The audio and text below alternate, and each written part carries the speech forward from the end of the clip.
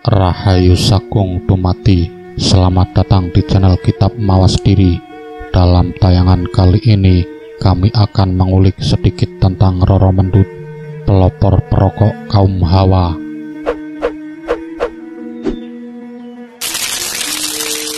Di kesunyian pantai Teluk Cikal di wilayah Kadipaten Pati, tersohorlah kelincahan seorang putri duyung Roro Mendut.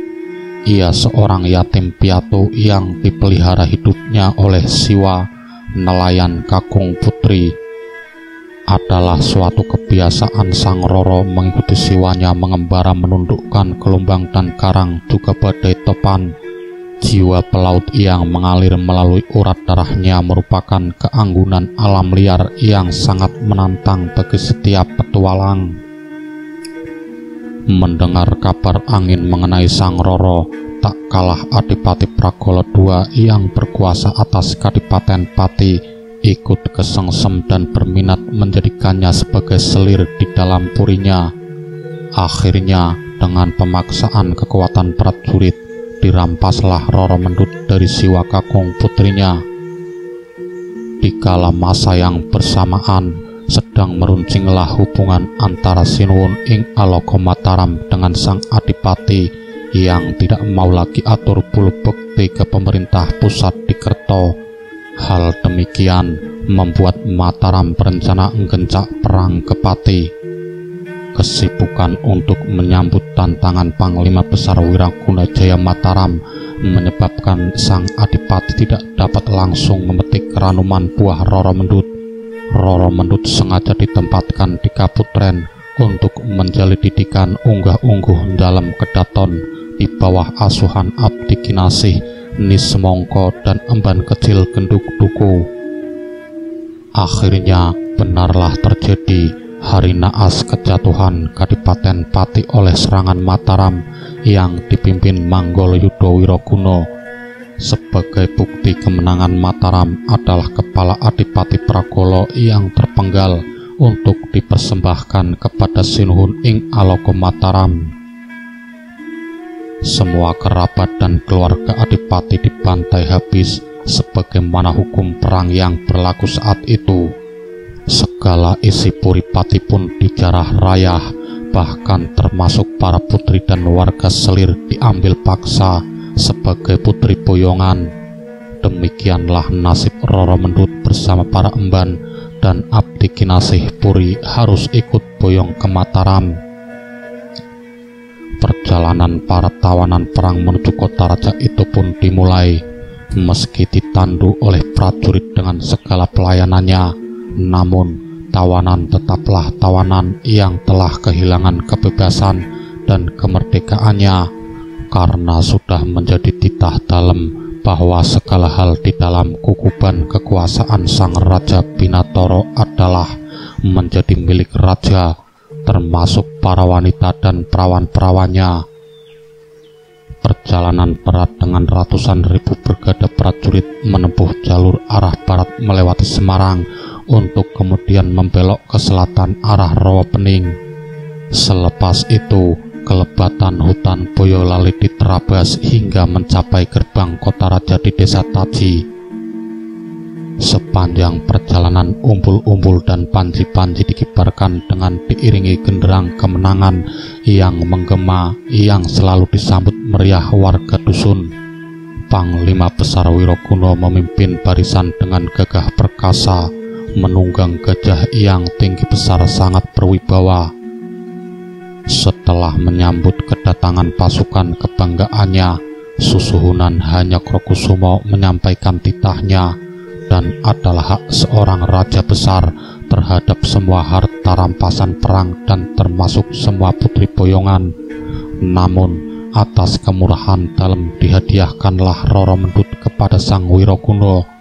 Singkat cerita, Roro Mendut akhirnya menjadi putri di Puri Wiragunan. Adalah lumrah hati wanita yang tak rela sepenuhnya apabila dirinya dimadu, meskipun adat di kala itu menempatkan wanita sebagai makhluk yang tidak memiliki hak atas dirinya sendiri. Wanita adalah milik raja, dan segala titah atas dirinya haruslah disendiko dauhi. Namun Wiraguna memang panglima tua dengan istri segudang. Nyai Ajeng sang istri perdana pun adalah anugerah susuhunan, ditambah lagi Putri Arumardi dari lereng Merapi, Putri Arimbi, Putri Sang Semulan, Mawarwungu. Pantaslah bila para pendamping pendahulu tersebut cemburu dan membenci Roro Mendut. Namun bukanlah Wiraguna sang singa di medan laga jika tidak menginginkan tandingan yang seimbang. Wanita dengan segala kelemah lembutan adalah hal biasa, dan itu semua sudah didapatkannya dari selir-selirnya. Namun wanita dengan naluri keliaran alam dan riak gelombang badai lautan hanyalah Roro Mendut yang memilikinya. Kegundahan yang Senopati merasakan kegemasan hatinya karena tepukan tangannya yang tidak berbalas oleh Roro Mendut. Maka dengan cara licik atas desakan Nyai Ajeng, diwajibkannya Roro Mendut untuk membayar pajak kepadanya sebesar 3 real sehari. Jumlah uang 3 real bagi orang kebanyakan adalah jumlah yang sangat banyak, dan tidak terbayang oleh Roro Mendut beserta dayangnya bagaimana mendapatkan uang pajak tersebut. Akhirnya dengan seizin Panglima Wiraguna, Roro Mendut berjualan rokok di muka pasar Kota Raja. Berbeda dengan jualan rokok kebanyakan, rokok yang dijual Roro berupa tekesan atau putung rokok. Rokok utuh disulut lalu diisap oleh Roro. Nah, bekas isapan rokok tersebutlah yang diperebutkan para pembeli. Bagaimana tidak laku tekesan yang telah basah dengan ludah sang putri cantik boyongan dari Pati yang tersohor kecantikannya bagai Dewi Ratih. Namun demikian, untuk tetap menjaga wibawa Wiraguna atas putri boyongannya, Roro Mendut hanya diperkenankan jualan rokok di balik tirai jambon hingga para pelanggannya tidak dapat melihatnya secara langsung. Justru tandu berbentuk bilik dengan tirai jambon yang senantiasa dijaga oleh pengawalan prajurit Wiraguna itulah yang menambah penasaran banyak orang untuk merasakan rokok Roro Mendut. Seorang pemuda putra Nyai Singobarong, pedagang kaya dari Pekalongan yang bernama Pronocitro, kebetulan ada urusan dagang di Kota Raja. Ia sengaja ke Kota Raja dengan dikawal untir-untir dan bolu abdi setianya. Mendengar kabar kedai rokok bertirai itu pun mereka penasaran dan ingin mengunjungi sekedar mencicipi rokok Roro Mendut. Dengan siasat dan tipu daya para abdinya, Pronocitro tidak hanya membeli rokok semata, ia bahkan berhasil bertatap muka dengan sang Roro, dan akhirnya jatuh cintalah kedua insan tersebut dalam pandangan pertamanya, dan pertemuan-pertemuan sesaat itu pun berlanjut. Akhirnya pada Selasa Kliwon, saat dilaksanakan pertandingan adu jago di Prawira Taman, berbondong-bondonglah warga ingin menyaksikan pertunjukan hiburan meriah tersebut. Suasana kemeriahan dengan kerumunan banyak orang itu dimanfaatkan oleh Pronocitro untuk sedikit memancing kegaduhan hingga terjadilah ontran-ontran di Kota Raja. Kerumunan massa menjadi panik, berlarian ke sana kemari saling bertabrakan. Kesempatan segera dimanfaatkan Pronocitro untuk membawa Roro Mendut keluar menjauhi Kota Raja. Jauh di batas kota, dua insan yang sedang mabuk kepayang dibuai Dewa Asmara itu pun melampiaskan kerinduannya. Dunia serasa hanya milik mereka berdua. Namun pada saat Pronocitro ingin mengajak Roro Mendut untuk sekalian lari dari Puri Wiragunan, ternyata Roro belum menyanggupinya. Roro masih berat hati karena belum sempat berpamitan dengan Putri Arumardi, sahabat sejatinya yang senantiasa mendengarkan curahan hatinya di saat-saat kesepian di dalam puri. Putri Arumartilah yang senantiasa menguatkan hati Roro, dan mereka telah bersumpah mengangkat saudara. Dan akhirnya dengan ditumpangkan pedati Pak Tani yang membawa hasil buminya ke kota raja, Roro Mendut kembali ke dalam Wirogunan. Siasat untuk melarikan diri Roro Mendut kemudian diatur oleh Pronocitro dengan berpura-pura menjadi abdi Wirogunan. Singkat kisah, karena ketekunan dan kerajinannya dalam menjalankan tugas sehari-hari, Pronocitro menjadi abdi kesayangan Sang Panglima Wiraguna. Hal ini jelas sangat menguntungkan untuk mencari celah saat yang tepat bagi pelariannya dengan Roro Mendut. Akhirnya saat yang dinanti itu pun tiba. Di tengah malam gelap kelam tanpa bulan dan bintang, suara burung uhuk seakan bertanda akan terjadinya peristiwa yang menggegerkan. Dan memang dengan menunggang kuda perkasa milik Sang Panglima, Pronocitro berhasil melarikan Roro Mendut. Nyai Ajeng yang di kemudian hari bersimpati atas nasib Roro Mendut yang tidak mau diperistri suaminya, dibantu Putri Arumarti, turut merencanakan pelarian tersebut. Dan Nyai Ajeng pula lah yang kemudian melaporkan bahwa telah terjadi penculikan terhadap Roro Mendut kepada suaminya. Geram Wiroguna merasa kebobolan. Diperintahkannya seluruh pasukan Wirogunan untuk mengejar kedua pelarian hidup atau mati.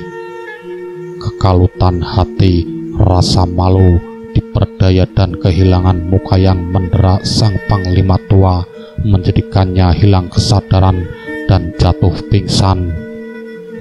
Di keesokan harinya, setelah sadar dari pingsan semalaman, Wiroguna semakin muntap mendengar laporan pasukannya gagal menangkap Roro Mendut. Akhirnya diputuskannya untuk memimpin sendiri pengejaran. Bukanlah pasukan Wirogunan jika hanya untuk mengejar dua orang pelarian tidak sanggup menangkap dengan cepat.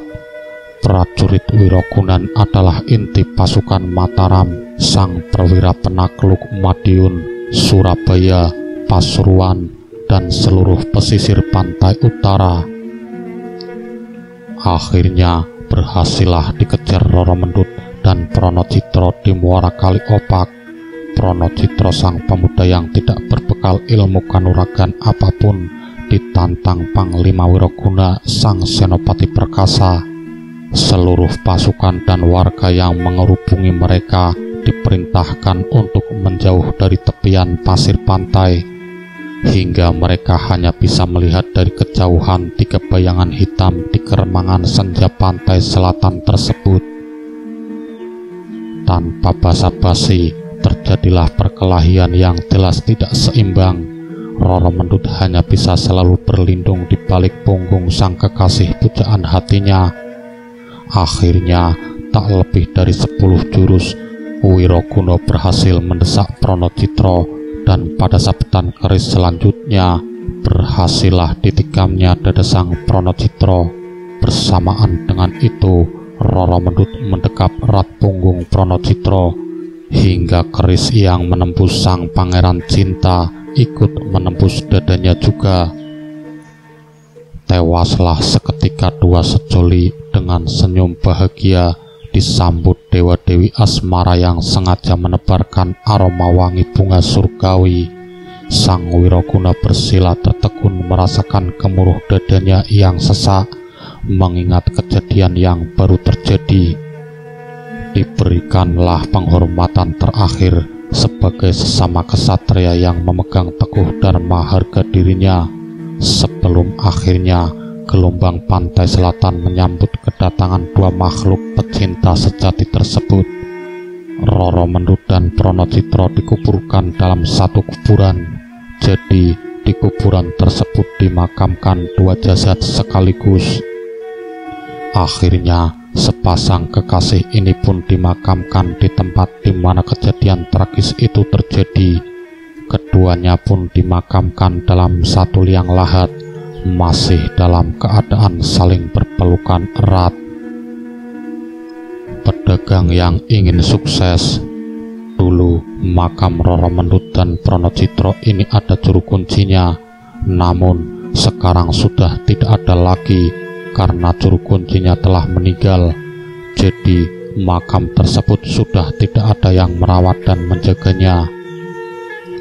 Makam Roro Mendut dan Pronocitro ini kini terletak di sebuah kebun warga yang tidak terawat. Dibuatlah sebuah rumah kecil yang dalam bahasa Jawa disebut cungkup. Di bangunan cungkup berukuran sekitar 4,5 meter tersebut, di dalamnya berisi pusara Roro Mendut dan Pronocitro. Nisan tempat dimakamkan jasad kedua insan ini tidak terbuat dari batu seperti nisan pada umumnya, melainkan hanya sederhana saja, terbuat dari kayu setinggi kurang lebih setengah meter. Di sekitar nisan tersebut ditutupi oleh kain kafan berwarna putih. Konon makam Roro Mendut dan Pronocitro ini banyak dikunjungi warga yang ingin mengalap berkah di hadapan pusara keduanya. Walau pada hari biasa kuburan tua ini sering dikunjungi orang, namun pada hari tertentu, yaitu pada malam Jumat Kliwon atau pada malam Selasa Kliwon, makam ini lebih ramai dikunjungi orang.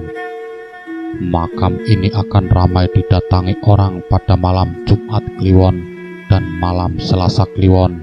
Kedua hari inilah yang banyak dipilih orang untuk melakukan ritual dan diyakini akan membuat terkabul semua permintaannya. Dari sekian banyak permintaan, kebanyakan dari pengalap berkah yang datang ke makam ini adalah mereka yang berprofesi sebagai pedagang yang ingin bisnis serta dagangannya diberi kelancaran. Hal ini diyakini karena semasa hidup Roro Mendut adalah merupakan seorang pedagang rokok yang sukses.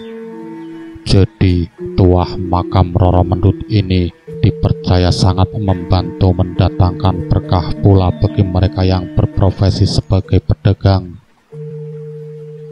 Banyak yang telah sukses dengan melakukan ritual di makam ini, yang datang tak hanya warga dari wilayah sini saja, bahkan orang-orang dari daerah yang jauh pada datang ke makam Roro Mendut ini ingin supaya permohonannya terkabul.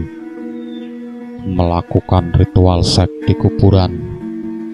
Ada serangkaian prosesi yang kudu dilakoni para peritual yang ingin mengalap berkah di makam Roro Mendut dan Pronocitro ini agar permohonan nantinya bisa terkabul. Agar proses ritual menjadi sempurna, siapapun orangnya yang melakukan kegiatan spiritual di makam tersebut disarankan untuk melakukan serangkaian ritual sebanyak 3 kali. Bisa 3 hari berturut-turut atau bisa pula di hari yang berbeda. Yang penting jumlah ritualnya genap sebanyak 3 kali. Ritual harus membawa sesajen berupa kembang setaman dan dupa atau pula kemenyan. Selain itu, ritual juga harus menyediakan pula bedak dan rokok untuk sesajen. Karena perlengkapan inilah yang sering dibawa Roro Mendut ketika berjualan rokok dahulu semasa hidupnya. Setelah itu, barulah dupa dan kemenyan tersebut dibakar sambil meletakkan sesajen berikut bedak dan rokok tersebut di dekat pusara nisan kayu itu. Tak lupa kemudian peritual memanjatkan permohonan yang diharapkannya. Setelah doa dan permohonan dipanjatkan di hadapan pusara Roro Mendut dan Pronocitro, para pengalap berkah ini harus melakukan prosesi ritual mengelilingi kompleks luar makam. Perjalanan mengelilingi makam ini cukup dilakukan sekali putaran saja. Gerak putaran mengelilingi makam ini harus berlawanan arah dengan putaran jarum jam, alias bergerak dengan arah putaran ke arah kiri. Ada hal mistis berbau erotis yang harus dilakukan setiap ritual sebagai tahap terakhir menyempurnakan serangkaian ritual permohonan di makam ini. Setelah mengelilingi makam, para pengalap berkah diwajibkan melakukan persetubuhan alias melakukan hubungan seksual antara pria dan wanita. Memang kegiatan berhubungan badan di makam tersebut telah berlangsung sejak lama, dari dahulu hingga sekarang. Yang datang memohon ke makam tersebut pasti datang secara berpasang-pasangan. Persetubuhan di akhir ritual ini dimaknakan sebagai simbol penyatuan jiwa dan cinta antara dua insan manusia, seperti halnya cinta Roro Mendut dan Prono Citro yang dibawa sampai mereka berdua mati. Dalam melakukan hubungan badan di makam Roro Mendut tersebut bisa dilakukan di luar kompleks atau di dalam cungkup itu. Yang penting harus melakukan hubungan badan seperti suami istri. Namun diyakini agar permohonannya menjadi makbul, persetubuhan yang dilakukan tersebut haruslah hubungan seks antar muhrim. Artinya, hubungan seksual tersebut haruslah hubungan badan antara suami atau istri yang sah, bukan dengan yang lainnya. Ritual yang permohonannya terkabulkan setelah melakukan serangkaian ritual di makam Roro Mendut dan Prono Citro ini sebanyak 3 kali. Dalam mimpi tidurnya akan didatangi oleh sesosok perempuan cantik. Dialah Roro Mendut, dan bisa dirasakan setelah itu akan terjadi kelancaran dan laris dalam usaha dagang yang digelutinya. Begitulah sahabat kitab Mawas Diri, sekelumit kisah tentang Roro Mendut, pelopor perokok kaum hawa. Semoga bermanfaat dan menambah wawasan bagi kita semua. Salam sejahtera. Rahayu, Rahayu, Rahayu.